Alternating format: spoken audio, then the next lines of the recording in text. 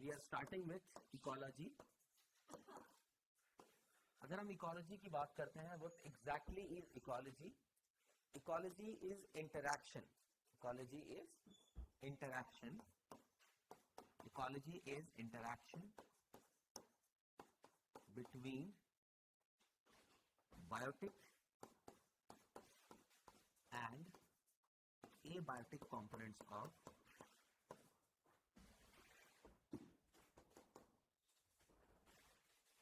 biotic and abiotic components of ecosystem. ठीक है. अब what is ecosystem बच्चे? पहले ये भी concept आता है. Ecology is study of interaction between biotic and abiotic components of the ecosystem. तो ecology actually क्या है? एक study है of interaction between biotic and abiotic component of an ecosystem. अब सवाल आता है इकोसिस्टम क्या होता है सर? इकोसिस्टम आप कह सकते हैं कि एक ज्योग्राफिकल एरिया है. आप कह सकते हैं इकोसिस्टम एक ज्योग्राफिकल एरिया है. इस ज्योग्राफिकल एरिया में आपको बहुत सारी चीजें होंगी. इसके अंदर में आपको बहुत सारे बायोटिक कंपोनेंट्स होंगे और बहुत सारे एबायोटिक कंपोनेंट्स होंगे. बायोटिक कंपोनेंट्स मतलब लिविंग वाले, जैसे कि आपके प्लांट्स हो गए, एनिमल्स हो गए, प्लांट्स, एनिमल्स. इसके अलावा अगर हम बात करते हैं micro organisms is also the biotic component. Micro organisms भी आपको इसकी एंड माइक्रो ऑर्गेनिजम्स. एबायोटिक की बात करें तो आप बात करेंगे उसके टेम्परेचर की, उसके वाटर की, किस तरह का पानी है वहां पर, किस तरह का सॉइल है ना. इस तरह से आप बेसिकली कह सकते हैं टेम्परेचर, वाटर, सॉइल, या ये तीन बेसिक चीजें हैं मतलब. तो इन तीनों चीजों को geographical area with biotic and abiotic components comprises ecosystem. और इकोलॉजी में हम लोग यही बायोटिक और एबायोटिक कंपोनेंट्स को आपस में ये कैसे इंटरैक्ट करते हैं उसकी स्टडी को ही हम लोग इकोलॉजी बोलते हैं.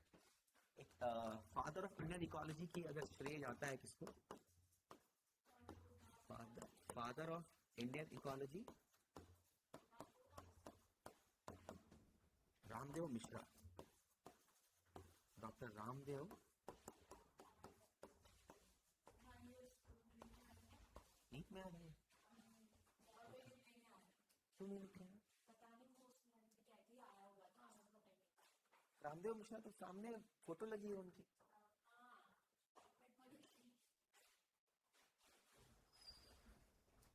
He obtained his PhD in ecology in 1937 under the Professor W.H. Purcell from Leeds University, United Kingdom.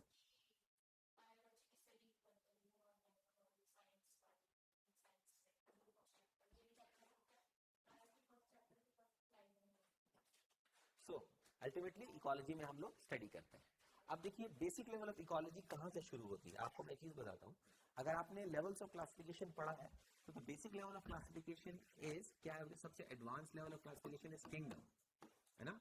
और किंगडम के बाद, हाँ, किंगडम के बाद फाइलम आ जाता है, और फाइलम के बाद क्लास आता है, ऑर्डर आता है, फैमिली आता है,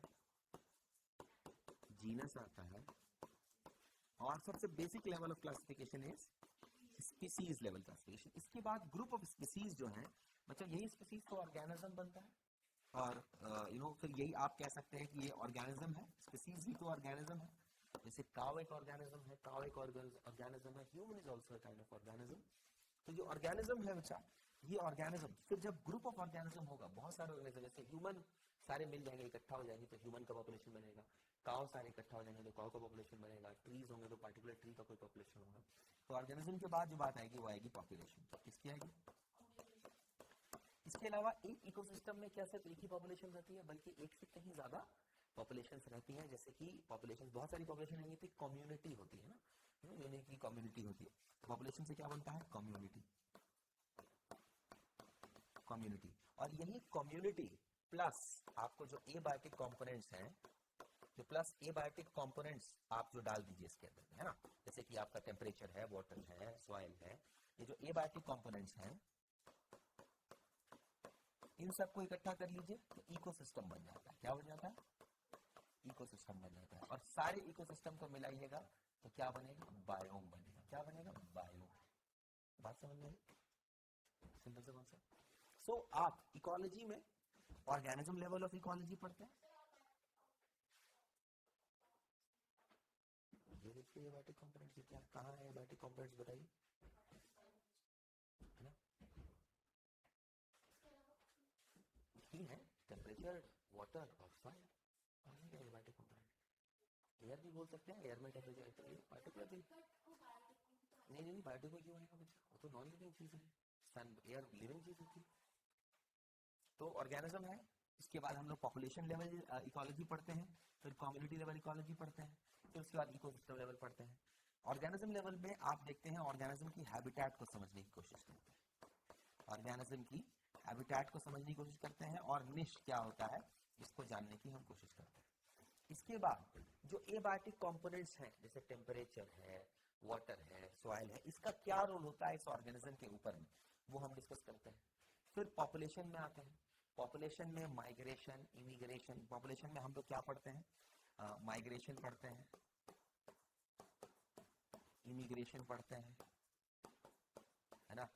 इसके अलावा पॉपुलेशन का बर्थ रेट होता है, ये सब एट्रीब्यूट्स ऑफ पॉपुलेशन कहलाते हैं। बर्थ रेट, डेथ रेट, है ना, ये सारी चीजें आप पढ़ते हैं किसी पॉपुलेशन में। किसी ऑर्गेनिज्म का बर्थ या डेथ हो सकता है, लेकिन पॉपुलेशन के अंदर में कोई बर्थ रेट और डेथ रेट होता है। पॉपुलेशन के अंदर माइग्रेशन हो सकती है या इमिग्रेशन हो सकती है। इन सब चीजों को अंडरस्टैंड करते हैं। उसके बाद हम इसी के अंदर में ग्रोथ इन पॉपुलेशन को अंडरस्टैंड करते हैं, और दो तरह की पॉपुलेशन ग्रोथ को हम लोग अंडरस्टैंड करेंगे। एक तो आपका बेसिकली एक्सपोनेंशियल ग्रोथ और एक लॉजिस्टिक ग्रोथ। दो ग्रोथ आपको पढ़ने होते हैं, एक एक्सपोनेंशियल ग्रोथ पढ़ना होता है, एक एक्सपोनेंशियल और एक दूसरा लॉजिस्टिक, ये आपको पढ़ना होगा। इसके बाद कम्युनिटी में आप लोग कम्युनिटी के अंदर में जो इंटरैक्शंस होते हैं, क्या होते हैं, कम्युनिटी के जो इंटरैक्शंस होते हैं, जैसे कि भाई म्यूचुअलिज्म है, सिम्बायोटिज्म, म्यूचुअलिज्म है, पैरासिटिज्म है, इसके अलावा आप कैसे कमेंसलिज्म है, मेंसलिज्म है, ये सब कम्युनिटी के बीच में इंटरैक्शंस होते हैं, उनको हम लोग अंडरस्टैंड करते हैं। फाइनली हम इकोसिस्टम में पहुंचते हैं, और इकोसिस्टम को हम लोग इकोसिस्टम का क्या आउटपुट हो सकता है, हर इकोसिस्टम का अपना अपना एक डोमेस्टिक ग्रॉस प्रोडक्टिविटी होती है। तो इसमें आपको प्रोडक्टिविटी है, रेस्पिरेशन है, नेट प्राइमरी प्रोडक्टिविटी है, net primary productivity, gross primary productivity, है ना। इसके बाद इकोसिस्टम के और डिफरेंट कैरेक्टर्स को हम लोग स्टडी करते हैं, और फिर लास्टली हम लोग कैसे इकोसिस्टम को प्रिजर्व करते हैं उसके बारे में भी हम लोग पढ़ते हैं। तो इकोलॉजी में यही सारी चीजें आपको टोटल पढ़नी है।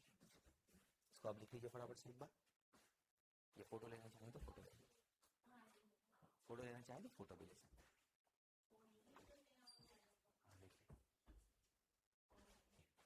तो अगर आप हमारे अर्थ को देखें, फॉर एन एग्जांपल मान के चलिए ये आपका अर्थ है, आपका, ठीक है, ये बिल्कुल भी ऐसा नहीं है, हल्का आपको पता है कि ये टिल्टेड है, बिल्कुल मेन एक्सिस से हल्का टिल्टेड भी है।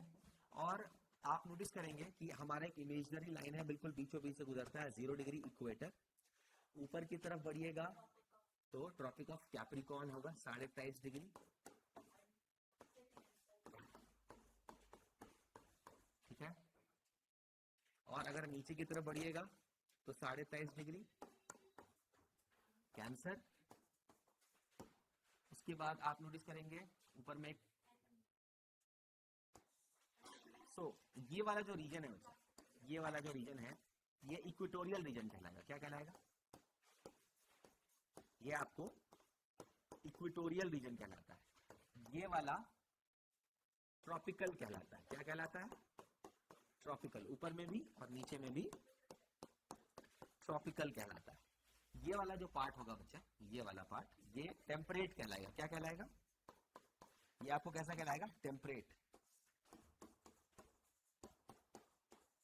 और एंड में ये वाला जो पार्ट होगा ये पोलर रीजन होगा ना। अब मुझे एक बात बताइए, अगर कंपेयर करें इक्वेटोरियल रीजन को ट्रॉपिकल रीजन, टेम्परेट रीजन और पोलर रीजन से, तो आप मुझे बताइए क्या डिफरेंसेस है यहाँ एग्जैक्टली। अगर हम डिफरेंसेस की बात करें तो equatorial region, tropical region, temperate region और पोलर रीजन में डिफरेंसेस क्या है, यहाँ पर की इन्वायरमेंटल कंडीशंस अलग अलग है।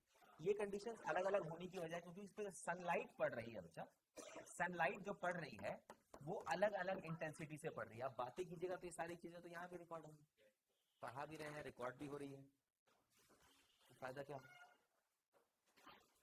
तो जो सनलाइट पड़ रही है वो डिफरेंट एंगल से पड़ रही है, तो अलग अलग सिचुएशन पर अलग अलग कंडीशंस है। तो अगर इसी तरह से अगर आप अपने बुक में देखें, तो इस डायग्राम को मैं ड्रॉ कर पाना तो थोड़ा मुश्किल है।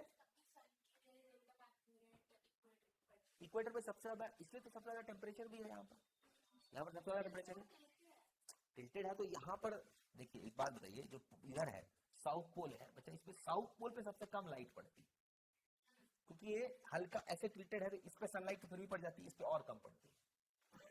बात समझ में आ रही या नहीं आ रही?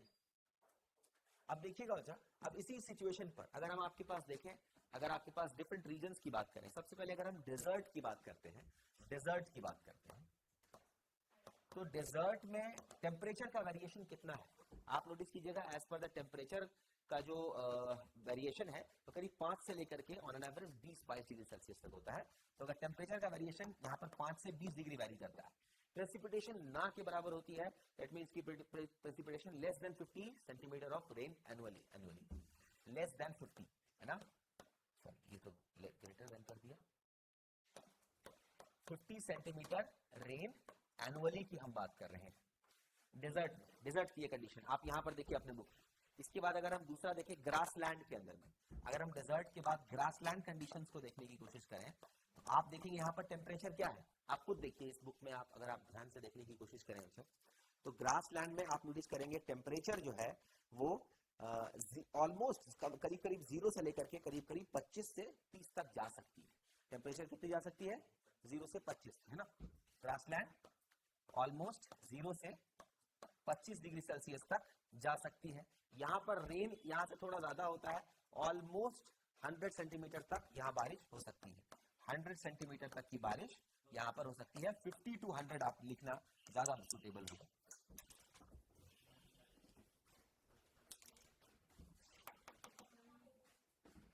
50 to 100 centimetre of rain every year यहाँ पर देखा जा सकता है। इसके बाद अगर हम बात करते हैं टेम्परेट फॉरेस्ट की, टेम्परेट रीजन है ना बच्चा यहाँ पर, टेम्परेट, तो टेम्परेट वाला ऊपर वाला रीजन होगा है ना, यहाँ पर टेम्परेचर वेरिएशन फिक्स रहेगा ज्यादा। देखिएगा तो ये टेम्परेट फॉरेस्ट की अगर हम बात करते हैं, तो इसके अंदर में अगर टेम्परेचर वेरिएशन की बात कीजिएगा टेम्परेट फॉरेस्ट की, तो ये वेरी कर सकता है आपको 10 से लेकर के 20-22 से 25 डिग्री सेल्सियस तक। आप कह सकते हैं 10 से 25 डिग्री सेल्सियस तक ये टेम्परेचर वेरी करता है। लेकिन इसमें रेन अगर हम बात करते हैं टेम्परेट फॉरेस्ट की, तो आप नोटिस कीजिएगा इनके अंदर में रेन अराउंड 250 या 220 सेंटीमीटर तक हो सकता है, जो वेरी करेगा on an average 50 to 200 centimetre, 50 to 220 centimetre तक रेन एनुअली यहाँ पर डिटेक्ट किया जाता है। टेम्परेट फॉरेस्ट के बाद अगर हम ट्रॉपिकल फॉरेस्ट की बात करते हैं, ट्रॉपिकल कौन सा रीजन है बच्चा? ये रीजन है ना। अगर हम वो फॉरेस्ट की बात कर सकते हैं जो ट्रॉपिकल फॉरेस्ट वाला जो रीजन है, यहाँ पर अगर हम टेम्परेचर के वेरिएशन की बात करते हैं, तो टेम्परेचर का वेरिएशन काफी कम होता है, मेंटेन रहता है करीब 20 से 25 डिग्री सेल्सियस तक है ना। इनका टेम्परेचर 20 से 25 डिग्री सेल्सियस मेंटेन रहता है, लेकिन यहाँ पर बारिश बहुत ज्यादा होती है ऑन एन एवरेज 150 सेंटीमीटर से लेकर के 450 सेंटीमीटर तक, 150 सेंटीमीटर से लेकर के 450 सेंटीमीटर तक यहाँ पर एनुअली बारिश डिटेक्ट की जाती है। बात समझ में आ रही है? आपके बुक में ये जो डायग्राम बना हुआ है ये इसी को समझा रहा है, मैं अभी डायग्रामेटिकली भी समझाऊंगा। कोनिफेरस फॉरेस्ट की बात करें, जो पहाड़ पर जो कॉनिकल होते हैं, जिसके अंदर में जो हायर एल्टीट्यूड पर पाए जाते हैं, कोनिफेरस फॉरेस्ट की बात करते हैं, तो अगर कॉनिफेरस की बात करें तो हायर एल्टीट्यूड पर ये मौजूद होंगे, तो इनके अंदर में टेम्परेचर का वेरिएशन 0 से लेकर के मैक्सिमम 15 डिग्री सेल्सियस तक होता है ना, 0 से 15 डिग्री सेल्सियस तक होता है। और यहाँ पर अगर रेन की बात करते हैं आप लोग, तो rain on an average 50 to 250 centimetre तक होता है, 50 to 250 सेंटीमीटर तक होता है। एक और फॉरेस्ट है बच्चा, देख लेते हैं। अगर हम बात करते हैं आर्कटिक और alpine tundra region, Arctic region पर, अल्पाइन और तुंद्रा वाले रीजन पर अगर हम देखते हैं अच्छा, तो यहाँ पर टेम्परेचर आपको -10 से लेकर के 0 डिग्री सेल्सियस तक होगा। कितना होगा? तुंद्रा रीजन जो है, या अल्पाइन आर्कटिक है ना, आर्कटिक रीजन, तो इसके अंदर में -10 से लेकर के 0 डिग्री सेल्सियस तक इनके पास होता है। लेकिन रेन यहाँ पर बहुत कम होगा, on an average 10 to maximum 100 centimetre, 10 to 100 centimetre annual precipitation यहाँ पर देखा जाएगा। तो बच्चा हम यहाँ पर टर्म प्रेसिपिटेशन इसलिए यूज कर रहे हैं कि रेन नहीं बोलेंगे। डेजर्ट में रेन हो सकता है, ग्रासलैंड में रेन हो सकता है, टेम्परेट फॉरेस्ट में बर्फबारी होगी, ट्रॉपिकल में रेन होगा, कॉनिफेरस में भी बर्फबारी होगी, टुंड्रा रीजन में तो कंप्लीटली बर्फबारी ही होगी, तो रेन तो होगा नहीं। सो अल्टीमेटली आप रेन और स्नो में अलग अलग ना बोले, तो एक ही साथ बोल दें कि प्रेसिपिटेशन, टेम्परेचर का वेरिएशन इतना होगा और प्रेसिपिटेशन वो कितने में वैरी करेगा। यही वो आपका डायग्राम है जो वो समझाने की कोशिश कर रहे हैं। बात समझ में आ रही है? क्लियर है? ये नहीं क्लियर? न्यू एनसीईआरटी में ये नहीं। सो ये चीजें हैं बच्चा। अब इसकी वजह क्या है बच्चा? क्योंकि अर्थ पर डिफरेंट डिफरेंट रीजन्स हैं। जो सम इमेजिनरी लाइन है, इक्वेटर, कैप्रिकॉर्न, कैंसर, उसके बाद जो है उसके बाद ऊपर बढ़ते जाइएगा, है ना। तो अल्टीमेटली डिफरेंट रीजन्स पर डिफरेंट अमाउंट ऑफ लाइट पड़ रही है। तो उस लाइट की वजह से कंडीशंस वहां पर अलग अलग है, टेम्परेचर का वेरिएशन अलग है और वहां पर रेन प्रेसिपिटेशन भी अलग अलग हो सकती है। ये नोट डाउन कीजिए। तो रीजन वाइज अब अच्छा एक चीज और लिखने से पहले मैं एक चीज और नोटिस कर लीजिए सर। सिंस के यहाँ पर टेम्परेचर अलग है, प्रेसिपिटेशन अलग है, तो ऑफ कोर्स यहाँ डेजर्ट में रहने वाले ऑर्गेनिज्म अलग होंगे, ग्रासलैंड में रहने वाले ऑर्गेनिज्म अलग होंगे, टेम्परेट, ट्रॉपिकल, कॉनिफेरस, टुंड्रा। तो यहाँ पर जो अलग अलग ऑर्गेनिज्म रह रहे हैं वो सब इन्हीं कंडीशंस के लिए अडॉप्टेड होंगे। ये टुंड्रा वाले को आप डेजर्ट में लाके रख दोगे तो सर्वाइव करेगा, या डेजर्ट वालों को आप टेम्परेट फॉरेस्ट में रख दोगे लाके तो सर्वाइव करेगा। तो इन सारे डिफरेंट डिफरेंट कंडीशंस में जाकर के वो अपना अडैप्ट किए हुए हैं, एडजस्ट किए।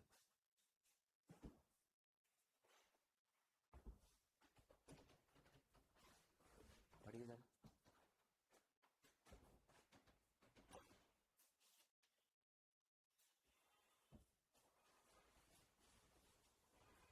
बहुत इंपॉर्टेंट है। चलिए चलिए आगे चलें फिर। कुछ इंपॉर्टेंट एबायोटिक फैक्टर्स है, उसका क्या रोल है ऑर्गेनिज्म के पॉपुलेशन पर, हम उसको डिस्कस कर लेते हैं। अब आपने बस इस पे ध्यान रखना है कि डेजर्ट में टेम्परेचर क्या है, प्रेसिपिटेशन क्या है, ग्रासलैंड में टेम्परेचर क्या है, प्रेसिपिटेशन क्या है, इसी के हिसाब से ही तो ऑर्गेनिज्म होंगे यहाँ पर। अब ये ग्रासलैंड, ये टेम्परेट फॉरेस्ट क्यों बने? क्योंकि अर्थ का जो पोजीशन है वो हल्का टिल्टेड है और सनलाइट कितनी पड़ रही है उसी हिसाब से तो यहाँ पर चीजें होंगी, है कि नहीं है? तो हम एक एक करके देख लेते हैं। सबसे पहले अगर एबायोटिक फैक्टर में देख लें तो बच्चा सनलाइट को देख लेंगे एक बार हम लोग। सनलाइट ही बहुत इंपॉर्टेंट, मेजर जो सनलाइट का जो मेन पर्पस है वो है प्रोड्यूसर से एनर्जी का फॉर्मेशन होना। अभी हम डिस्कस करेंगे।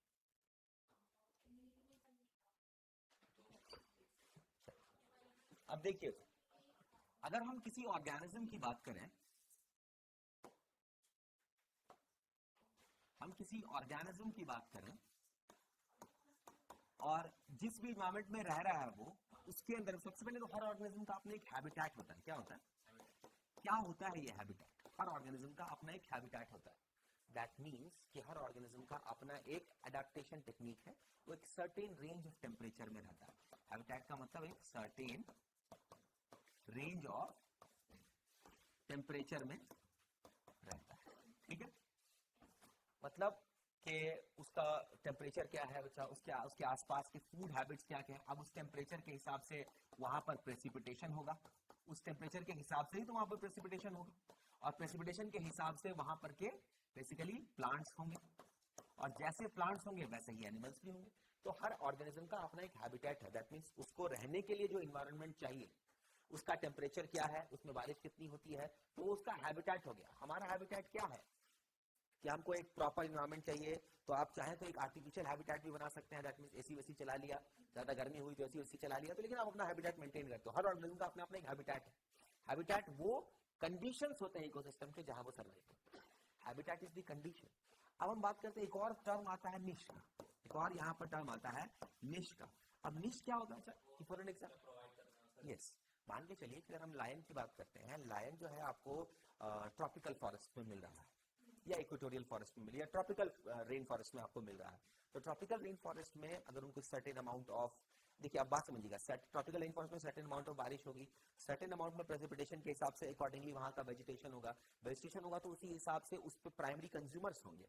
दैट मीन्स के डियर्स होंगे, है ना, उसके बाद आपको बाकी और हर्बीवोरस होंगे, उनके हिसाब से ही तो फिर वहां पर लाइन होगा। तो लाइन को एक पर्टिकुलर हैबिटेट चाहिए, चाहिए कि नहीं चाहिए? तो लाइन का अपना एक पर्टिकुलर हैबिटेट है, लेकिन उस हैबिटेट के अंदर में लायन एक्चुअली है क्या? वो एक टर्शरी कंज्यूमर है, आप कह सकते हैं कि एक कार्निवोरस है। तो ये उसका नीच हो गया। उसका क्या रोल है इकोसिस्टम के अंदर में, वो एक टर्शरी कंज्यूमर है और एक कार्निवोर है, तो आप कह सकते हैं कि लायन का नीश क्या है कि इज अ कार्निवोर। उसका हैबिटेट क्या है भाई कि उसका एक सर्टेन टेम्परेचर में होगा, आपको 100 डिग्री सेल्सियस 50 से ऊपर कर दो तो सर्वाइव नहीं कर पाएगा, 0 से नीचे कर दो तो सर्वाइव नहीं कर पाएगा। तो एक सर्टेन हैबिटेट है उसका, एक सर्टेन कंडीशन चाहिए उसको। आप सड़क पे खुला छोड़ दो तो थोड़ी ना सर्वाइव कर पाएगा वो, लेकिन वो कहाँ पे सर्वाइव करेगा, जंगलों में सर्वाइव करेगा। उसका अपना एक हैबिटेट है और उसका अपना एक नीश है। नीश ऑर्गेनिज्म का इंडिविजुअल होता है, हैबिटेट सबका कॉमन होता है। एक ऑर्गेनिज्म का सेम, दो ऑर्गेनिज्म का सेम हैबिटेट हो सकता है, 3 ऑर्गेनिज्म का सेम हैबिटेट हो सकता है, लेकिन सबका अलग अलग फंक्शन अलग अलग है। ग्रास की अगर हम बात करते हैं तो उसका फंक्शन क्या है, वो प्रोड्यूसर है। गोट की बात करते हैं तो वो एक प्राइमरी कंज्यूमर है। शेर की बात करते हैं तो सेकेंडरी कंज्यूमर है। तो एक हैबिटेट के अंदर में तीनों को सेम हैबिटेट है, लेकिन नीश अलग अलग है, सबका फंक्शन अलग अलग है। तो हैबिटेट क्या है बच्चा, एक certain range of temperature, precipitation, plants है ना, वो उसका एक हैबिटेट बनता है। और नीश क्या होता है, उसकी role in the habitat, role in ecosystem आप कह सकते हैं। इकोसिस्टम में उसका रोल क्या है, क्या वो एक डिकम्पोजर है, क्या वो एक प्रोड्यूसर है, क्या वो एक प्राइमरी कंज्यूमर है, क्या वो सेकेंडरी कंज्यूमर है, इस तरह से बात समझ में आ रही है। क्लियर हो रही है बात। अब देखिए किसी भी ऑर्गेनिज्म पर, चाहे वो प्लांट हो चाहे एनिमल हो, उस पर एबायोटिक फैक्टर्स का बहुत इंपॉर्टेंट रोल पड़ता है ना। जैसे कि अगर हम बात करते हैं टेम्परेचर का, first abiotic component is temperature. इस टेम्परेचर का क्या रोल होता है, देखिए इसी टेम्परेचर के हिसाब से ही ऑर्गेनिज्म जो है वो सर्वाइव करते हैं। फॉर एन एग्जांपल, इसमें टेम्परेचर के सर्वाइवल के लिए ऑर्गेनिज्म जो है वो दो तरह के हो सकते हैं। एक होता है बच्चा स्टेनोथर्मल, एक होता है यूरीथर्मल। कौन होता है बच्चा, एक होता है स्टेनोथर्मल, एक होता है यूरीथर्मल। तो एक तो पहले आप देख लीजिए यूरीथर्मल, और एक है आपका स्टेनोथर्मल। देखिए यूरीथर्मल जो है वो वाइड रेंज ऑफ टेम्परेचर में सर्वाइव कर सकता है। यूरीथर्मल जो है survive in wide range of temperature, survive in range of temperature. और स्टेनोथर्मल जो है survive in narrow range of temperature.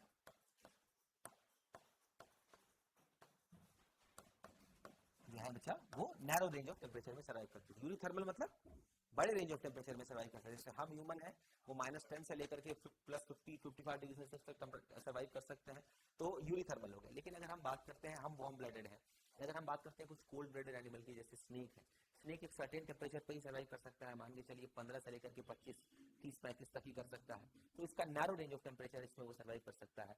और कुछ ऑर्गेनिज्म कुछ वाइड रेंज ऑफ टेम्परेचर में सर्वाइव कर सकते हैं, तो वो यूरीथर्मल और स्टेनोथर्मल होता है।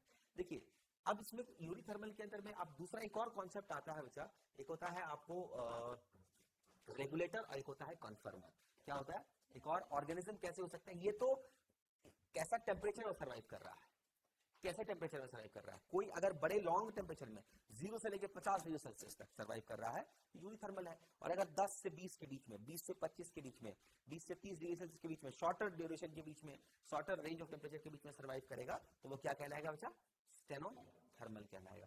अब एक कॉन्सेप्ट और देखिए बच्चा, अब कोई भी ऑर्गेनिज्म इस टेम्परेचर के हिसाब से दो तरह के हो सकते हैं। पहली चीज, या तो वो रेगुलेटर होंगे, क्या होंगे, रेगुलेटर। मतलब क्या है, रेगुलेटर क्या होंगे बच्चा, जो अपने इंटरनल बॉडी टेम्परेचर को रेगुलेट कर सकते हैं इररेस्पेक्टिव ऑफ कि बाहर टेम्परेचर क्या है। तो that can regulate the internal temperature, that organism can regulate internal temperature, body के इंटरनल टेम्परेचर को रेगुलेट कर सकते हैं। तो आप कह सकते हैं कि अगर हम ह्यूमन की बात करते हैं तो ह्यूमन के अंदर में आप जो है ह्यूमन 37 डिग्री सेल्सियस टेम्परेचर को ये रेगुलेट करता है, ठीक है, तो रेगुलेटर होगा। इसके अलावा टेम्परेचर के अलावा ब्लड के अंदर में ऑस्मोलैरिटी होती है, आपने पढ़ा होगा, ऑस्मोलैरिटी ऑफ ब्लड 300 मिलीओस्मोल पर डेसीलीटर है। तो ह्यूमन के अंदर में कोर टेम्परेचर जो टेम्परेचर है वो 37 डिग्री सेल्सियस मेंटेन है, और जो ऑस्मोलैरिटी है वो 300 मिलीओस्मोल है। क्या है, ये आपको हमने पढ़ाया भी है ना, 300 मिलीओस्मोल ब्लड की ऑस्मोलैरिटी है कि नहीं है, तो 300 मिलीओस्मोल इसकी ब्लड की ऑस्मोलैरिटी है।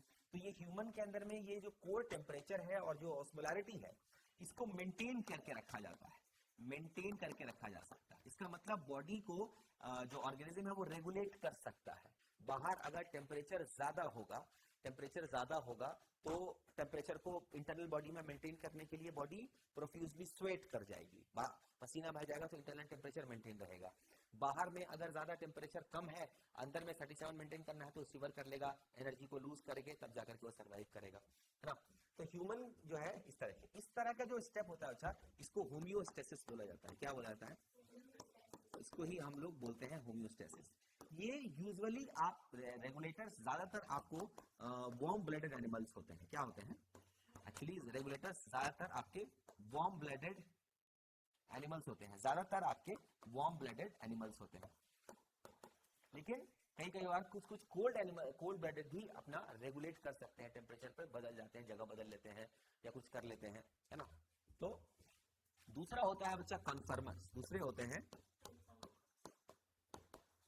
कन्फर्मर्स। इससे कन्फर्मर्स से क्या है?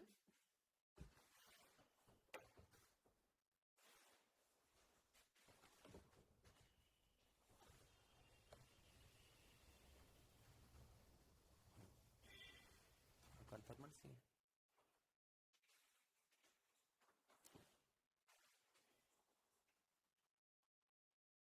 हाँ, तो बच्चे हाँ एक चीज और लिख लें बच्चा, ये जो रेगुलेशन है इसको आप लोग थर्मो रेगुलेशन बोलेंगे। क्या बोलेंगे?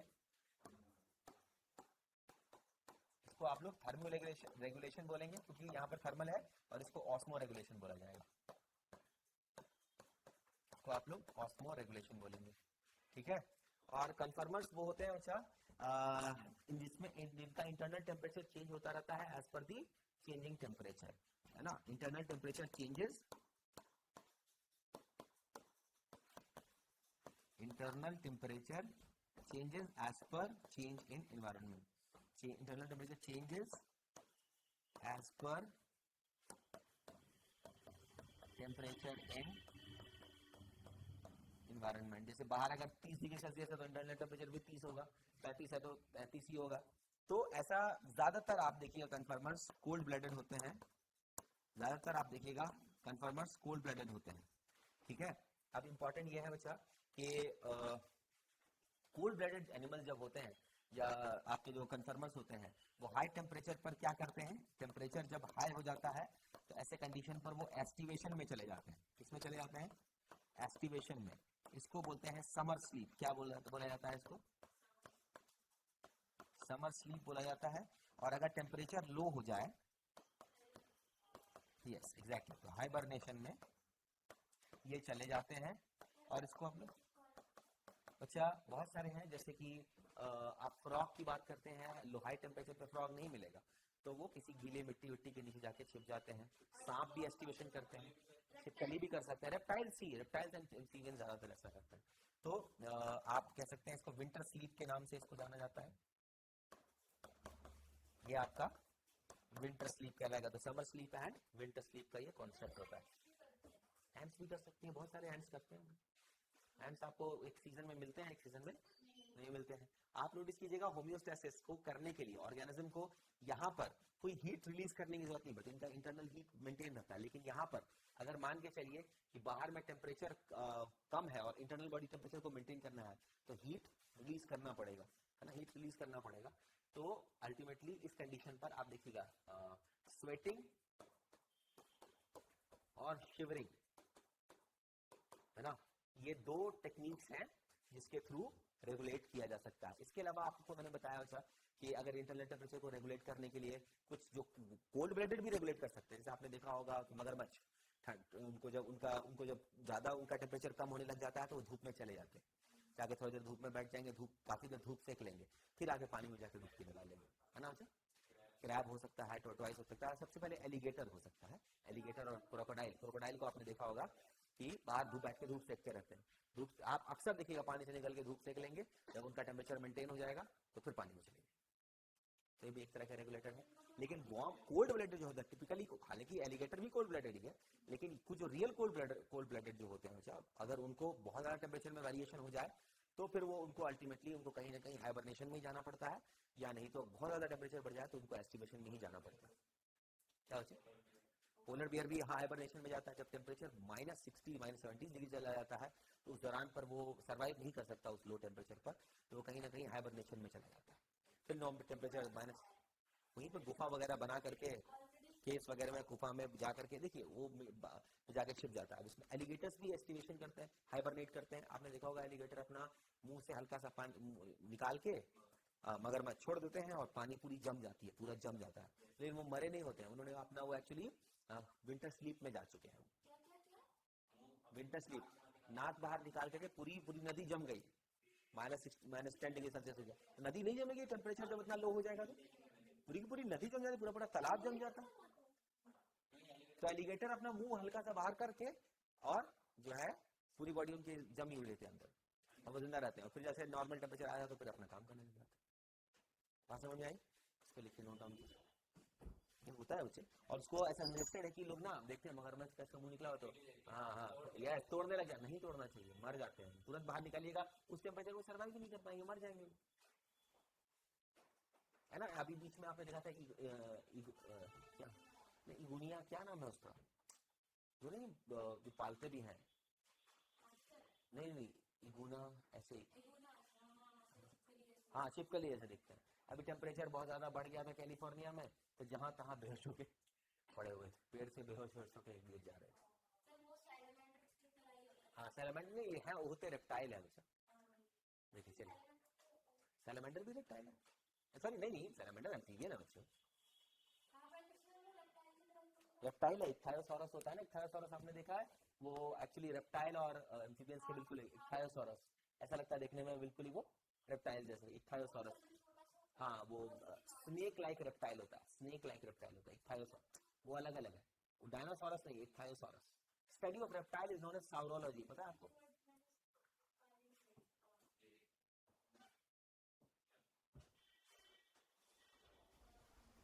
क्या बच्चे?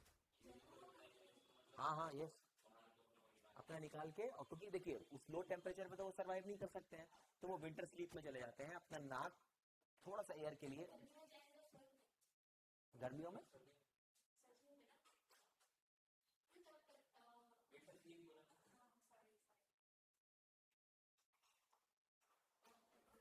अब एक होता है बच्चा पार्शियल रेगुलेटर्स, एक और कॉन्सेप्ट है बच्चा, एक और देख लीजिएगा, उसके बाद लिख लीजिएगा, कोई दिक्कत नहीं है। उसके बाद मैं आपको बता दूं, रेगुलेटर्स होने के साथ साथ एक और होता है बच्चा, इसको बोलते हैं पार्शियल रेगुलेटर। एक सर्टेन टेम्परेचर पर तो वो रेगुलेट कर सकता है, लेकिन उसके बाद वो रेगुलेट नहीं कर पाएगा। जैसे कि आपका मगरमच्छ का मैंने आपको बताया, होते हैं पार्शियल रेगुलेटर। क्या होते हैं? Partial regulator. देखिए अब क्या होता है बच्चा, मान के चलिए कि मगरमच्छ है, मगरमच्छ में क्या होता है कि पहले तो टेम्परेचर अगर उसका घट रहा है तो जाके धूप थोड़ी देर सेक लेगा, सेक रहेगा सेक रहेगा सेक लेगा। अगर और टेम्परेचर घटने लग जाएगा तब उसको मजबूरी क्या करना पड़ेगा, विंटर स्लीप पे जाना पड़ेगा, पानी में जाकर के जम जाएगा, तो वो हाइबरनेशन में चला जाएगा। तो वो पार्शियल रेगुलेटर हुआ कि नहीं हुआ? तो अगर हम ऐसे बनाए बच्चा, तो यहाँ पे लिख ले चेंज इन टेम्परेचर, यहाँ पे लिख लें चेंज इन टेम्परेचर और इंटरनल बॉडी टेम्परेचर, नीचे ही इंटरनल है, यहाँ इंटरनल टेम्परेचर इधर लिख लीजिए, internal temperature change in environment temperature. तो बच्चे एक बात मुझे बताइए, ये किसका होगा? जैसे जैसे टेम्परेचर चेंज हो रहा है, इंटरनल बॉडी टेम्परेचर भी चेंज हो रहा है, देख रहे हैं आप लोग? मेरी बात ध्यान से देखिए, जैसे जैसे टेम्परेचर एक्सटर्नल टेम्परेचर चेंज हो रहा है, इंटरनल बॉडी टेम्परेचर भी चेंज होता चला जा रहा है, ठीक है ना। लेकिन अगर ऐसा कंडीशन हो जाए बच्चा, जैसे पहले जैसा जैसा टेम्परेचर चेंज हुआ, लेकिन एक सर्टेन आने के बाद अब ये अब नहीं कर सकता है, तो ये पार्शियल रेगुलेटर हुआ। तो ये वाले क्या हुए? कॉन्फर्मर, ये पार्शियल रेगुलेटर। और अगर मान के चलिए ये वाला है जो बिल्कुल भी टेम्परेचर चाहे अंदर का बाहर का टेम्परेचर कुछ भी चेंज हो, इंटरनल टेम्परेचर मेंटेन है, तो ये किसका होगा? ये रेगुलेटर का होगा, जो अपना इंटरनल टेम्परेचर को हमेशा रेगुलेट करके रखेगा।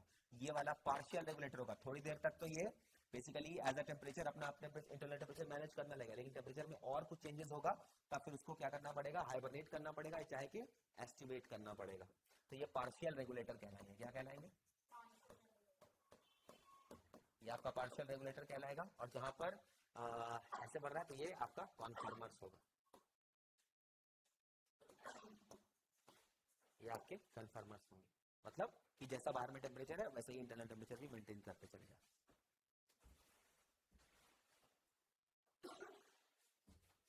यहाँ पर ऐसे बना ATC, यहाँ पर अब जो अगले से जुड़ेंगे बच्चा, तो यहाँ पर G होगा, A होगा और T होगा, तो ये तो हाइड्रोजन बॉन्ड ही बनाएंगे ना, और क्या बनाएंगे। अब ध्यान दीजिएगा बच्चा कि कन्फर्मर्स वो होते हैं जो अल्टीमेटली चेंज हो रहे टेम्परेचर के हिसाब से इंटरनल टेम्परेचर को मेंटेन करते हैं, लेकिन कंफर्म कहां तक करेंगे, एक सर्टेन लेवल तक ही कर सकते हैं। इसके बाद इनके पास दो ही ऑप्शन बचता है, कंफर्म करने के बाद लास्टली इनके पास दो ही ऑप्शन बचता है, या तो ये वो उस जगह से माइग्रेट कर जाए, या तो वो इस जगह से माइग्रेट कर जाए, या फिर के सस्पेंड हो जाए, सस्पेंशन हो जाए। सस्पेंशन में ही कॉन्सेप्ट आता है आपके हाइबरनेशन एंड एस्टिवेशन का। किसका? हाइबरनेशन एंड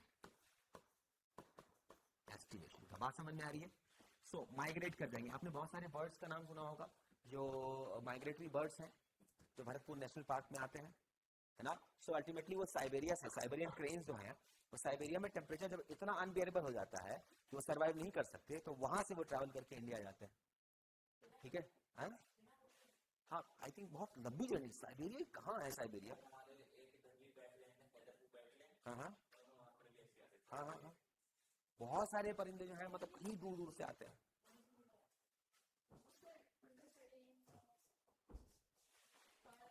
तो Bharatpur national, Kaladev national park, जैसे आपने क्योलाडो नेशनल पार्क का नाम सुना होगा।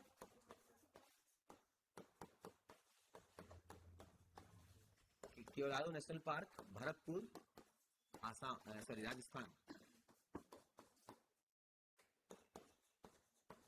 आपको पता है बच्चा, यहीं पर साइबेरियन क्रेन्स आते हैं माइग्रेट करके।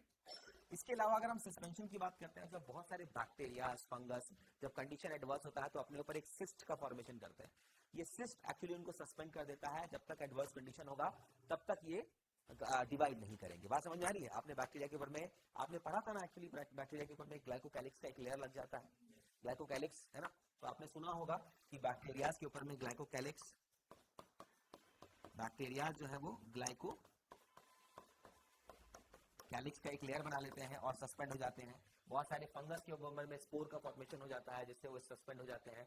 बहुत सारे प्लांट्स जो एनिमल जो है वो हाइबरनेट कर लेते हैं और बहुत सारे एक्टिवेशन करते हैं। हाइबरनेशन और एक्टिवेशन के दौरान बॉडी का जो मेटाबॉलिज्म वो बिल्कुल न्यूनतम हो जाता है, बिल्कुल खत्म और बिल्कुल ही कम हो जाता है, ताकि एनर्जी की कोई रिक्वायरमेंट नहीं होती। इसीलिए वो बहुत सारा खा के जाके हाइबरनेशन में चले जाते हैं, और जब उठते हैं तो बिल्कुल पतले हो जाते हैं।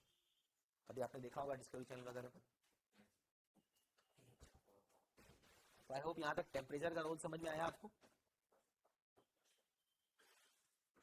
अब चलिए, अब हम बात करते हैं वाटर की, है ना। पहला तो आपने एबायोटिक कंपोनेंट देखा कि पहला बायोटिक टेम्परेचर का क्या रोल है ना। टेम्परेचर का क्या रोल है किसी भी ऑर्गेनिज्म के ऊपर में। तो या तो वो टेम्परेचर बड़े लार्ज रेंज ऑफ टेम्परेचर में सर्वाइव कर सकता है, तो यूरीथर्मल है। शॉर्ट रेंज ऑफ टेम्परेचर में सर्वाइव कर सकता है, तो स्टेनोथर्मल है। यूजुअली स्टेनोथर्मल जो है वो कोल्ड ब्लडेड होते हैं, और यूजुअली स्टेनोथर्मल यूरीथर्मल जो होते हैं वो कोल्ड वार्म ब्लडेड होते हैं। बात समझ में आ रही है? यूजुअली। तो अगर हम बात करें कि अब इसके अंदर में बहुत सारे ऑर्गेनिज्म हैं, कुछ ऑर्गेनिज्म जो अपने टेम्परेचर को कंप्लीटली रेगुलेट करके रख सकते हैं, मतलब वो अपना टेम्परेचर उनका रेगुलर 37 है तो 37 से मेंटेन रहेगा, आइदर बाहर में टेम्परेचर कुछ भी रहे। ठीक है, और ऐसे केसेस में दो तरह की रेगुलेशंस होती हैं बच्चा, जिसमें थर्मो रेगुलेशन और ऑस्मो रेगुलेशन। ये होम्योस्टेसिस की श्रेणी में आता है। होम्योस्टेसिस का मतलब इंटरनल कंडीशंस को मेंटेन करके रखना। क्यों मेंटेन करके रखना? क्योंकि इस टेम्परेचर पर रेट ऑफ रिएक्शन, जो बॉडी के अंदर में जो केमिकल रिएक्शंस चल रहे हैं आपके सेलुलर लेवल पर, वो सबसे मैक्सिमम होते हैं। 37 से अगर ऊपर कर दिए तो बुखार हो जाएगा, 37 से नीचे कर दिए तो बॉडी ठंडी होने लग जाती है। तो दोनों ही कंडीशन पर आपकी बॉडी प्रॉपर्ली फंक्शन नहीं कर पाती है जब आपकी बॉडी का इंटरनल टेम्परेचर वेरी कर जाता है। बात समझ में आ रही है कि नहीं आ रही है? सो कहीं ना कहीं हमारे बॉडी के इंटरनल टेम्परेचर को मेंटेन करके रखना पड़ता है, ताकि उस पार्टिकुलर टेम्परेचर पर अच्छे से केमिकल रिएक्शंस, हायर स्पीड पर केमिकल रिएक्शन हो सके। और दूसरी तरफ में आपका ऑस्मो रेगुलेशन है, दैट मींस बॉडी के अंदर की ऑस्मोलैरिटी को हमेशा मेंटेन करके रखा जाता है, दैट इज 300 मिलियोस्मोल पर लीटर। दूसरे कन्फर्मर्स हैं बच्चा, जो चेंज हो रहे टेम्परेचर के साथ अपने बॉडी के टेम्परेचर को चेंज करते रहते हैं। लेकिन ये टेम्परेचर को जब तक चेंज कर सकते हैं अपने बॉडी के हिसाब से, बाहर 30 है तो अभी 30 कर लिया, बाहर 31 हो गया तो अपनी इंटरनल टेम्परेचर को भी 31 ही हो जाएगा इसका भी। 32, 33 के बाद अब ये सर्वाइव नहीं कर पाएंगे, तो उनको क्या करना पड़ेगा? या तो वो जगह छोड़ के चले जाएंगे, माइग्रेट करने चले जाएंगे, या नहीं तो उनको गर्मी ज्यादा हो गई तो एक्सटिवेशन के प्रोसेस पे जाना पड़ेगा। मतलब कोई सोक के एरिया में या फिर पानी के एरिया में जहाँ पे जाके छुप जाएंगे। जैसे मेढक वगैरह आपने देखा होगा, गर्मियों में मेढक नहीं देखते हैं, ठंड में मेढक नहीं दिखते हैं, तो गर्मियों में वो एस्टिवेशन करते हैं, मिट्टी, गीली मिट्टी वगैरह के अंदर में जाके छिप जाते हैं। और फाइनली आपको ये समझ में आ गया। और अगर वो उनके पास कोई ऑप्शन नहीं है कि कंफर्म आप नहीं कर सकते,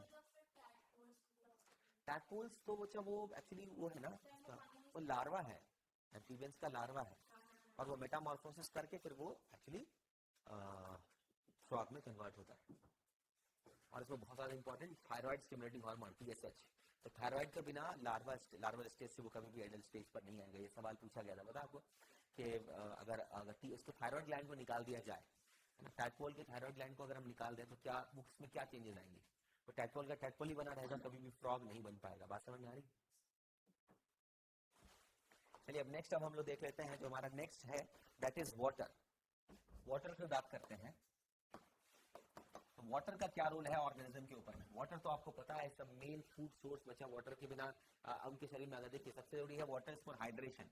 आप बात करते हैं वाटर का, तो सबसे इंपॉर्टेंट पर्पस है वाटर का ऑर्गेनिज्म के अंदर में हाइड्रेशन से। और हाइड्रेशन क्यों है? क्योंकि बच्चा बॉडी के अंदर में जितने भी केमिकल रिएक्शंस होते हैं उनको कैटालाइज एंजाइम करता है, और एंजाइम जो है वो अगर कहें तो एक्वस कंडीशन पे ही ज्यादा बेटर परफॉर्म करते हैं।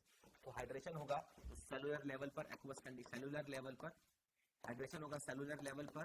तो अब उस एक्वस कंडीशन में आप नोटिस कीजिएगा, जो एंजाइम्स हैं वो फंक्शन करेंगे, है ना। अगर पानी नहीं होगा तो हमारे शरीर के एंजाइम्स प्रॉपर्ली फंक्शन नहीं करेंगे, तो इस कंडीशन की वजह से ऑर्गेनिज्म सर्वाइव नहीं कर पाएगा। इसके अलावा पानी का रोल जो है आप जानते हैं प्लांट्स के अंदर में कितना इंपॉर्टेंट है। प्लांट्स फॉर फोटोसिंथेसिस, है ना। फोटोसिंथेसिस में भी प्लांट के अंदर में आप अच्छे जानते हैं कि वाटर का कितना इंपॉर्टेंट सिग्निफिकेंस है। बात समझ में आ रही है?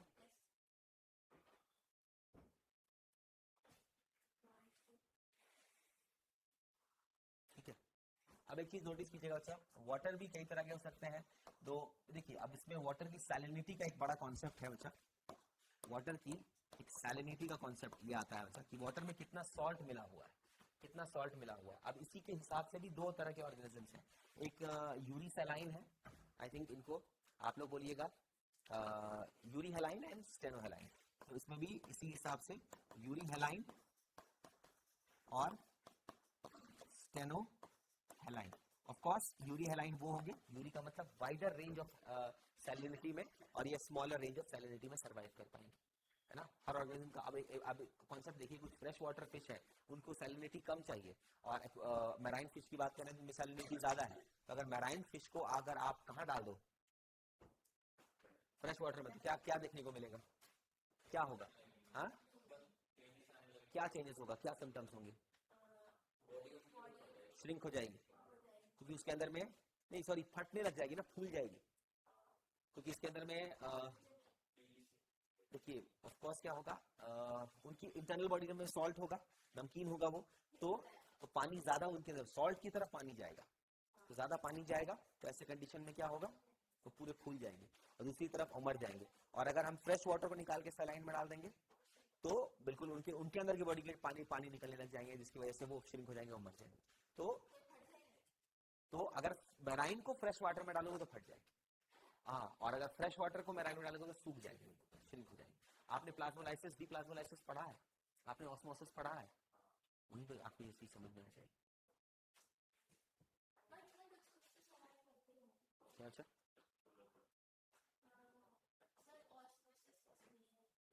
ऑस्मोसिस का मतलब होता है, जैसे फॉर एग्जांपल मान के चलिए कि यू हैव एक कंटेनर है, ठीक है।